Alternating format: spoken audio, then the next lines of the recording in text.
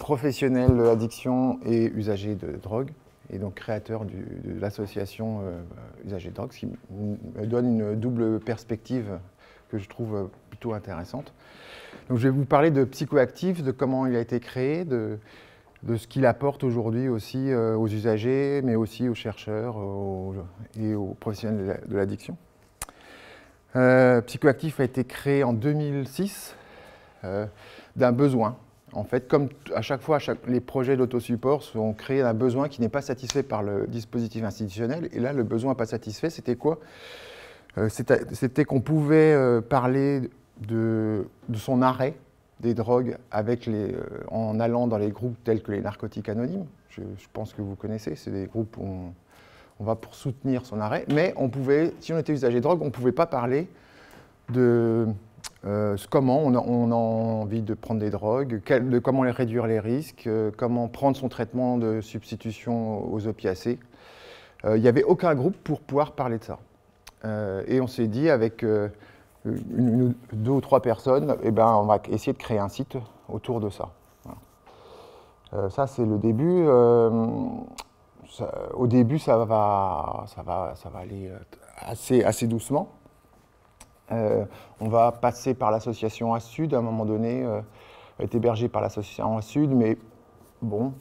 Et en fait, ça va prendre son envol vraiment en 2012, quand on va complètement changer le site et complètement changer la perspective, parce qu'avant, c'était un site vraiment centré sur les traitements de substitution. Et en 2012, on va changer le dogme, c'est toutes les drogues et tous les modes d'usage, y compris les drogues licites, tabac, alcool, même si ce n'est pas les forums les plus regardés. Et à partir de là, il y aura une croissance complètement exponentielle et ça va devenir le site le plus consulté francophone sur les drogues. Voilà. Ça, c'est la petite présentation. Alors, Psychoactif, plus globalement. Psychoactif fait partie de ce qu'on appelle des communautés Internet d'usagers de drogue qui se sont créées à partir au milieu des années 2000 avec ce qu'on appelle l'Internet 2.0. Internet 2.0, en 1990, là, au début des années 90, Internet est très très descendant. C'est où le début de l'Internet. Mais à partir des années 2000, ça va être l'Internet Facebook, les réseaux sociaux, les forums. C'est ça l'Internet 2.0, c'est l'Internet où tout le monde peut participer, qui est gratuit, c'est ce que vous connaissez à l'heure actuelle, hein, c'est Wikipédia, Facebook et Psychoactif. Ça a été permis avec des avancées technologiques, hein, comme l'Internet sur le mobile, l'augmentation des bases de données, etc. Voilà. Alors, ça, Internet, vous le savez, mais Internet change considérablement notre manière de penser, notre manière de consommer. C'est aussi vrai pour les drogues. Et c'est de plus en plus vrai, il y a une révolution au niveau des drogues, que ce soit pour l'achat, mais que ce soit pour la consommation aussi, que ce soit pour la réduction des risques autour des drogues. Et les communautés Internet font partie de cette révolution, mais elles ne sont pas les seules. Il y a aussi tout ce qui se passe sur le Deep Web, avec des sites, des sortes de bons coins de drogue où on peut acheter toutes les drogues qu'on veut. Et aussi ce qui se passe sur les nouvelles drogues de synthèse, qui est encore une autre révolution à côté, où on peut acheter sur Internet des nouvelles drogues qui ne sont pas encore interdites par les États, mais qui imitent les drogues interdites. Voilà. Voilà. Donc ça, c'est le triptyque, hein, qui révolutionne les drogues, c'est les nouvelles drogues de synthèse, le Deep Web et les communautés Internet d'usagers de drogue. Il y a notamment quelque chose de très intéressant de ce qu'apporte Internet pour les usagers, enfin, c'est ce qu'on appelle la déterritorialisation, c'est-à-dire le fait qu'on peut toucher les usagers à n'importe quelle heure et n'importe où, même au fin fond des campagnes. Voilà. Et j'y reviendrai, c'est intéressant pour développer une certaine réduction des risques, si j'ai le temps. Alors, une communauté Internet d'usagers de drogue, c'est quoi? C'est des gens qui se regroupent autour d'un intérêt. L'intérêt qui est ici l'usage de drogue. Alors, il y a plein de différents usages de drogue, et on le verra. Et il y a des communautés qui se qui se sont créés autour de certains usages de drogue et pas d'autres. Voilà. Dans ces communautés, il y a plusieurs types d'outils différents selon les communautés. Alors vous connaissez les forums. Les forums, c'est des endroits où quelqu'un pose une question et ensuite la communauté va répondre à la question je vous montrerai, mais en apportant des témoignages. Et c'est la somme de témoignages qui va faire que la réponse à la question est intéressante. Il y a aussi les blogs. C'est plutôt des endroits où on se raconte perso. Voilà. Mais ça aussi, le wiki, vous connaissez tous Wikipédia, c'est-à-dire c'est un endroit où on construit de la connaissance de manière communautaire. Voilà, puis il y a encore plein d'autres outils, ça c'est les principaux outils. En France, il y avait 3 types de communautés qui sont créées voilà, au milieu 2005, hein, vraiment toutes. Lucidstead, qui était une communauté sur les plantes, donc sur l'usage de plantes antéogènes, c'est-à-dire hallucinogènes. Psychonaut, qui est toujours, même si ça marche moins bien, une communauté dédiée aux usages de substances psychédéliques, comme le LSD. Et Psychoactif, qui s'est créé pas sur un... Enfin, qui s'est créé sur un certain truc, mais qui a changé en 2012, qui en fait, dont l'objectif est là, c'est pas un type d'usage, c'est la réduction des risques pour tous les modes de consommation et toutes les drogues. Voilà. Mais vraiment, le point crucial de Psychoactif, c'est la réduction des risques. Alors, vous voyez tout de suite un des... pas inconvénient, mais faiblesse de ces communautés, c'est qu'elles sont créées par des bénévoles et que des fois ça tourne, des fois il n'y a plus de bénévoles et puis elles périclitent. Par exemple, c'est le cas de Lucidstead là, qui s'est envolé. Et ce qui est la problématique, surtout pour l'apport de connaissances qui s'envole. En fait, parce que les centaines de milliers de témoignages qu'il y a sur communauté disparaissent comme ça, d'un coup. Voilà, c'est surtout problématique pour ça. Alors, sur Psychoactif particulièrement. Alors, Psychoactif, c'est donc une plateforme, mais c'est aussi une association. Une association qui va soutenir la plateforme financièrement, juridiquement et politiquement. Sachant que quand on est une plateforme, par exemple, on n'est pas reconnu par l'État, quoi. Voilà. Il faut être une association. Ils ne sont pas encore capables de reconnaître juste les sites Internet. Donc il y a trois objectifs majeurs dans Psychoactif. Le premier, je vous dis, c'est la réduction des risques, donner un accès à la réduction des risques pour tous, voilà, avec différents outils. L'autre, les deux troisième objectifs, c'est, ils sont plus globaux, c'est de faire changer le regard du grand public, mais des professionnels des addictions aussi, des journalistes aussi, et des chercheurs aussi, sur les usagers de drogue, sachant qu'il y a une stigmatisation très très très forte sur les usagers de drogue, qui fait que même cette stigmatisation a des conséquences sur l'usager, ce qu'on appelle, vous connaissez sûrement, la violence symbolique de Bourdieu, c'est-à-dire que les usagers reproduisent la stigmatisation que la société leur inflige. Voilà, ce qui est terrible, quoi. C'est pour ça que certains usagers pensent que c'est bien de punir les usagers de drogue, c'est bien d'interdire les drogues, notamment. L'autre objectif, c'est d'un coup, on a accès à des centaines de milliers de témoignages d'usagers, ce qui n'existait pas avant. Et donc, c'est bien que ces témoignages existent, mais plus globalement, nous, on a envie d'en faire profiter le maximum de monde, et notamment les professionnels des addictions, et notamment les chercheurs. D'un coup, on a une base de données qui n'existait absolument pas avant. Avant, de toute façon, les usagers de drogue n'avaient pas très peu d'endroits où parler, puisqu'ils peuvent en parler pas à leur entourage, pas au monde du travail, à personne, quoi. Voilà. Alors pourquoi les usagers viennent et restent sur Psychoactif? C'est comme toute, je dirais là c'est comme toute communauté, parce qu'on parle d'une communauté d'usagers de drogue, mais en fait il y a des milliers de communautés différentes sur tous les sujets possibles et imaginables. Hein, ça peut être sur les 2 chevaux des années 70. Alors pourquoi on vient? Eh bien, parce que d'abord, on est des êtres sociaux, donc on vient pour l'interaction sociale, hein, pour découvrir d'autres personnes. On vient pour aussi un besoin de reconnaissance, et notamment, ça, c'est une place prise spécifiquement par les leaders de la communauté, qui ont une connaissance spécifique sur les drogues ou les modes d'usage et qui donc sont reconnus comme tels. Une recherche d'efficacité, notamment sur le sevrage. On vient s'encourager, soit pour arrêter, soit pour gérer sa consommation. Et puis, vraiment quelque chose de très typique à Psychoactif, une recherche de communion. La plupart, quand les usagers arrivent, la plupart ils disent ah, « enfin, je ne me sens plus seul. Enfin, je peux parler de mon usage. » Et comme je vous l'ai déjà dit avant, ils n'avaient aucun endroit avant pour le dire.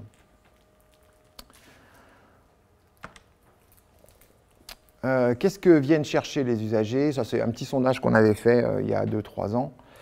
Je vous ai dit maintenant, Psychoactif est le site numéro 1 pour rechercher l'information des drogues. On vient pour rechercher l'information. Et comment ça se passe? On tape un mot-clé dans Google. Et puis, parce qu'on a travaillé le lien et tout ça, on arrive sur les sites psychoactifs après. Et ça, c'est plus globalement, maintenant, comme toutes les informations, on va les chercher sur Internet. Hein, mais que ça soit pour les recettes chez Marmiton ou pour l'usage de drogue. 43% pour s'entraider en consommateur. Psychoactif est d'abord un site d'entraide. Hein, c'est un site d'autosupport et un site d'entraide. Je ne sais pas si vous connaissez la différence. L'entraide, on s'entraide entre consommateurs. L'autosupport, c'est des usagers de drogue qui se regroupent et qui ont un objectif commun, qui est d'aider leur pairs, PAIRS. Voilà. Donc nous, on est à la fois les deux. Ce qui n'est pas le cas, par exemple, pour Narcotique Anonyme, qui est juste un groupe d'entraide.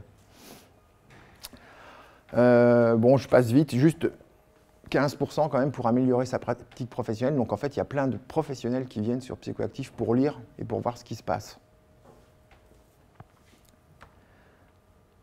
Alors, ça c'est la courbe d'implication, c'est-à-dire que comment on entre dans la communauté. En fait, c'est quelque chose qui peut être très très long. La plupart arrivent sur Psychoactif et vont d'abord avoir une période plus ou moins longue qui peut aller de quelques jours à quelques années d'observation de comment ça se passe. Et puis, à un moment donné, ils ont envie de répondre à une question, de poser une question, et là, ça va changer. Ils vont, vous voyez, la courbe d'implication,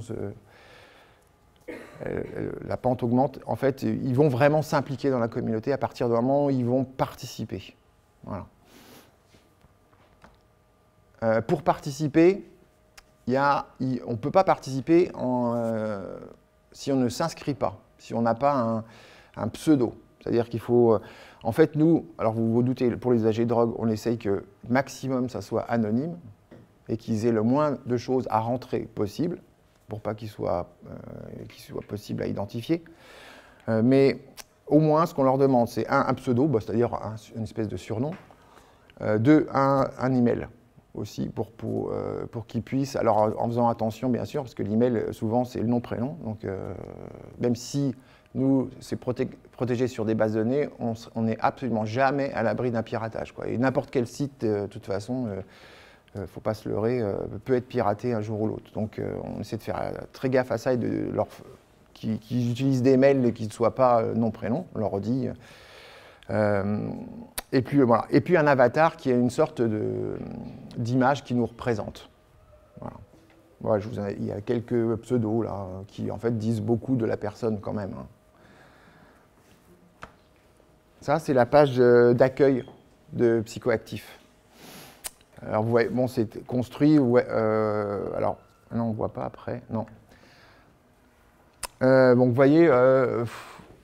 Là, il y a les dernières questions des forums. Alors, oui, je n'ai pas dit, mais les forums, il y en a plus de 70 sur Psychoactif, différents, parce qu'à chaque thème, il y a un forum. Alors, par exemple, ça peut être un forum sur le cannabis, ça peut être un forum sur l'ecstasy, mais ça peut être aussi des forums sur les modes de consommation, comment réduire les risques liés à l'injection, liés au sniff. Ça peut être un forum typique sur des populations, sur les femmes, sur le slam.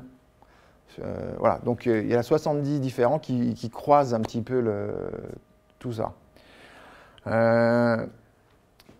on fait des appels à témoignages sur des sujets dont on...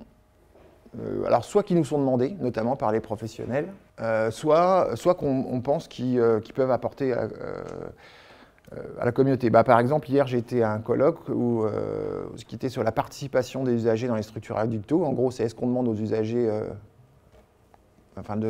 leur avis sur comment ils sont suivis dans les structures addicto. Et donc, on a posé la question sur le forum. Bon, la question était non, on ne leur demande pas leur avis, de toute façon. La réponse était non. Ouais. Et puis, ce qui est intéressant là aussi, c'est les morceaux choisis. Parce qu'en fait, c'est pas nous, tout n'est pas permis. Et deux, nous, on met en avant le contenu qui est en accord politique avec nous. Donc, ça veut dire qu'on éditorialise le contenu. Et les morceaux choisis sont un moyen d'éditorialiser le contenu. C'est-à-dire qu'on met en avant ce qui, nous paraît répondre à notre politique.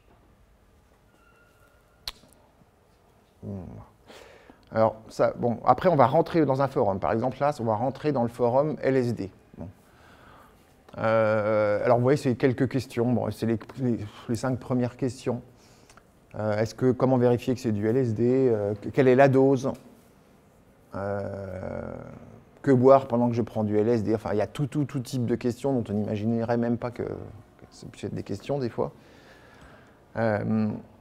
Et là, on rentre dans une discussion du forum. Une discussion, donc c'est quelqu'un qui pose une question, et là, c'est moi qui pose une question aux professionnels des addictions sur qu'est-ce qu'ils viennent chercher sur psychoactifs. Et donc, derrière, il y a les professionnels qui ont répondu, et qui ont apporté leur témoignage. Voilà. Donc là, c'est des pharmaciens qui répondent, par exemple. Alors, vous voyez, d'ailleurs, là, donc, vous avez... Alors, moi, mon pseudo, c'est mon prénom. Je suis un des seuls d'ailleurs, parce que moi je ne me cache pas,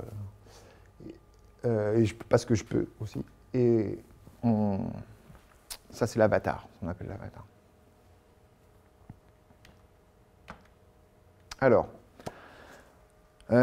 qui fait fonctionner la communauté? Elle ne fonctionne pas comme ça toute seule en fait. Hein, il y a l'équipe, les moteurs de la communauté, ceux qui sont garants des valeurs, qui est l'équipe de modérateurs et ou d'animateurs. Voilà, hein, ils sont vraiment au cœur de la communauté. Sans eux, la communauté n'existerait pas.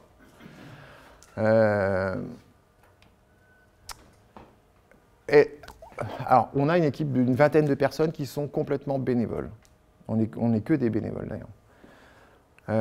C'est un gros boulot. Par exemple, ça demande au moins 1 ou 2 heures par jour de regarder les messages sur psychoactifs et de les trier. Parce que qu'est-ce qui se passe? Bien sûr, leur but, c'est aussi de superviser ce qui se passe. Si un message ne répond pas aux règles, de le supprimer. S'il y a des insultes, tout ça, de bannir. Ça, c'est leur outil assez puissant, hein, de bannir quelqu'un de la communauté. Ça arrive tous les jours. Faire respecter les règles. Mais aussi vérifier la pertinence des infos. Compléter si jamais les infos ne sont pas justes ou sont incomplètes.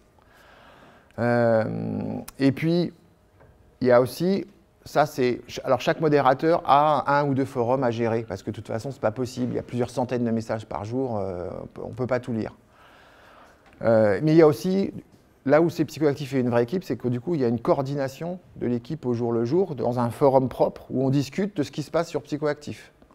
Là, il y a un message, je ne sais pas comment répondre, je ne sais pas comment faire, et du coup, on se conseille.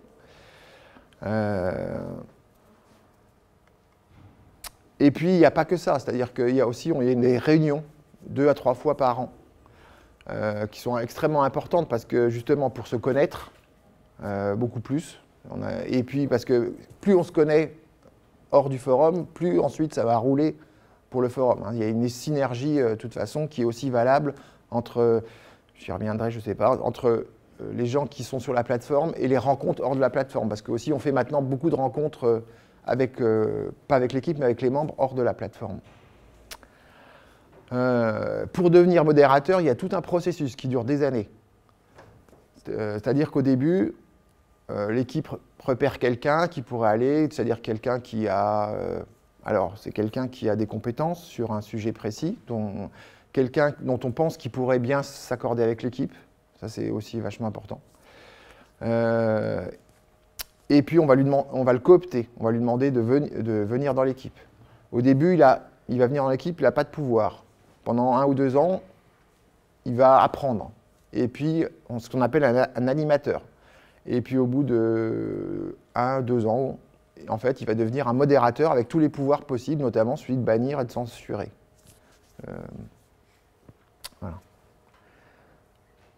Sachant que l'équipe de modérateurs est aussi ceux qui sont le conseil d'administration de l'association. C'est les 2 entités. Donc, ça veut dire qu'ils décident de la politique de l'association. Voilà. Alors, les règles. Là, donc, du coup, les modérateurs sont là pour faire respecter les règles. Les règles, elles sont quoi? Il y en a, on essaie de ne pas les multiplier parce que de toute façon, c'est rarement lu. Mais il y en a quand même qui sont extrêmement importantes. C'est pas de deal, pas de proposition de deal. Et ça, on a beau le répéter, mettre en rouge, en gros, tout ça, bon, tous les jours, on en a. Parler en jeu. Alors ça, pour les groupes d'entraide, c'est une règle d'or fondamentale. Alors c'est la même chose chez Narcotic Anonymous. Pourquoi? Parce qu'on parle en jeu, on dit sa vérité.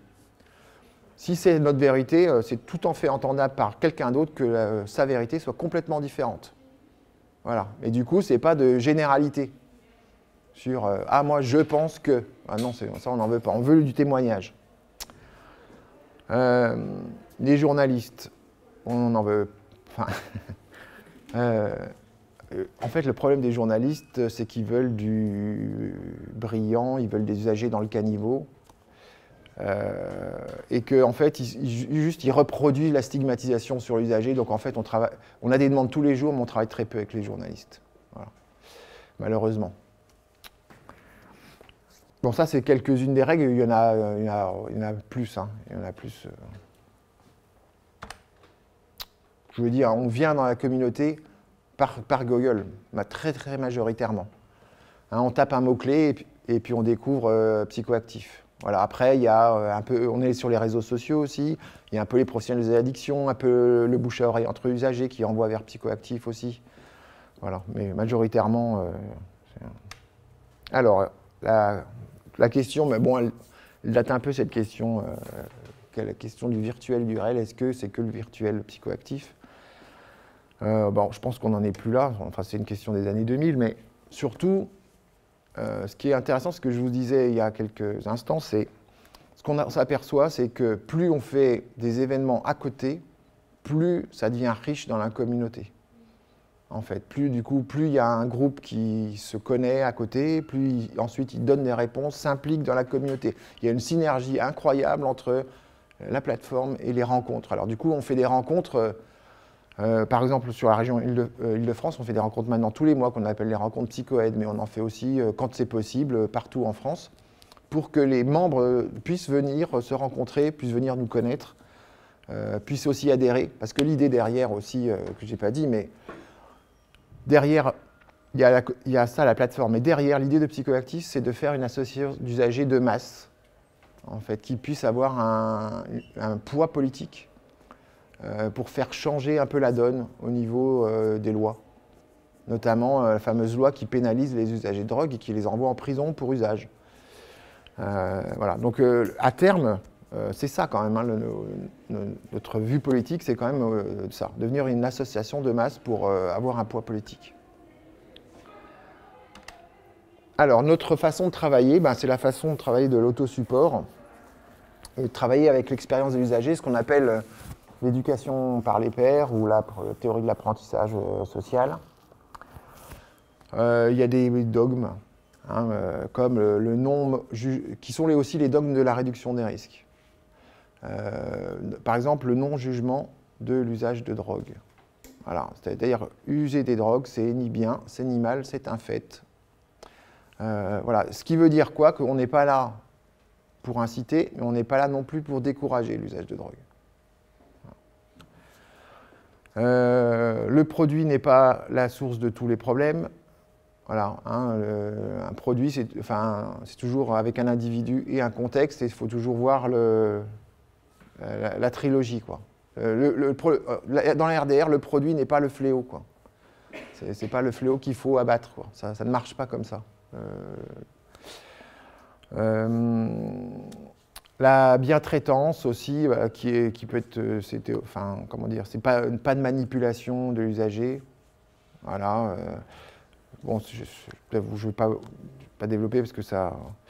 Le pouvoir d'agir, développer le pouvoir d'agir, même si, c'est-à-dire derrière, c'est même si la personne est le plus addict des addicts, elle a quand même une marge de manœuvre sur son addiction. Et elle a la possibilité de changer. Voilà, c'est pas l'addict, on va de toute façon faire tout pour lui parce qu'il n'est pas capable de se débrouiller tout seul. Même le plus addict des addicts est capable de changer un petit peu son addiction si on en donne les moyens. C'est bien souvent ça le problème. Donner les moyens, c'est aussi reconnaître l'usager comme expert de son accompagnement, justement, mais même s'il est le plus addict des addicts. C'est-à-dire qu'il sait ce qui est mieux pour lui, l'usager. Et c'est certainement pas à nous, et encore moins en professionnel, de dire « je sais ce qui est bon pour toi ». Notamment, je sais qu'il faut que tu arrêtes. RDR alcool. Il y a dans certaines structures l'idée que la RDR alcool, c'est juste baisser la consommation, réduire la consommation. Mais, alors c'est pas ça du tout, mais derrière ça, on va montrer qu'en baissant, quand l'usager baisse sa consommation, il ne peut pas, donc en fait, il faut qu'il arrête. C'est ça la manipulation, que j'appelle la manipulation. Et bon, c'est très connu dans certaines structures qui commencent par A. Voilà. Qui finissent par A aussi, d'ailleurs. Voilà, et donc, pour moi, c'est un type de manipulation qui est honteux, quoi, qui est honteux. Alors, nous, on travaille beaucoup avec la violence symbolique. Ça, je vous en ai parlé au début. Comment l'usager reproduit la stigmatisation qu'il y a sur lui. Donc, c'est déconstruire cette violence symbolique qui fait que les usagers s'autoflagellent et que les usagers nient leur usage de drogue, nient ce qu'ils sont en tant qu'usagers de drogue. Voilà, ça donne des usagers qui veulent arrêter, mais qui n'y arrivent pas. Et du coup, qui se font beaucoup de mal. Avec l'alcool, c'est beaucoup ça. Les cycles, j'arrête, je reprends, j'arrête, je reprends, j'arrête, je reprends, sachant qu'en plus les sevrages, c'est super mauvais. Voilà. Nous, c'est un concept qu'on a découvert il n'y a pas longtemps, mais qui est très opérant pour les usagers. Donc, on est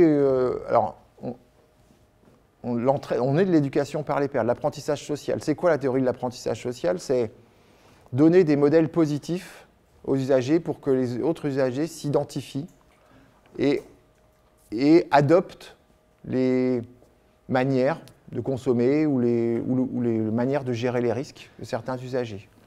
Voilà. Notamment, c'est donner un modèle positif de l'usager de drogue qui peut vivre tout en continuant à consommer. Parce que ça, dans la société, c'est impensable. Mais en fait, c'est la majorité des usagers de drogue, la grande majorité des usagers de drogue. Mais ça, sauf que on ne le sait pas. Si c'est très difficile à... Pourquoi? Parce qu'en plus, dans les cas Rudexapa, c'est que des usagers de drogue qui vont mal. Donc, si on se fie à ce qu'il y a dans les cas Rudexapa, aux usagers, bien sûr, on va se dire que les usagers de drogue vont tous mal. Mais en fait, à Psychoactif, ce qu'on voit, c'est que la majorité des usagers, ne connaissent pas les cas Rudexapa et deux, n'y vont pas. Juste en chiffres, donc Psychoactif, c'est 1 million de visites par mois maintenant. Entre 200 et 400 témoignages par jour. Voilà. 85% des utilisateurs viennent de France, mais c'est aussi francophone, donc il y a aussi belge, il y a aussi quelques pays du Maghreb. 70% des visites se font sur mobile. Oui, des réponses se font sur mobile, c'est-à-dire que c'est avec son temps. C'est beaucoup plus féminin que dans les XAPA Carude. C'est beaucoup plus jeune aussi. 43% au moins de ceux qui fréquentent Psychoactif ont moins de 25 ans. Donc vous voyez, en fait, c'est les jeunes, majoritairement, contrairement à ce qu'on pourrait penser. Alors que vous voyez, dans les XAPA, c'est le contraire. Voilà.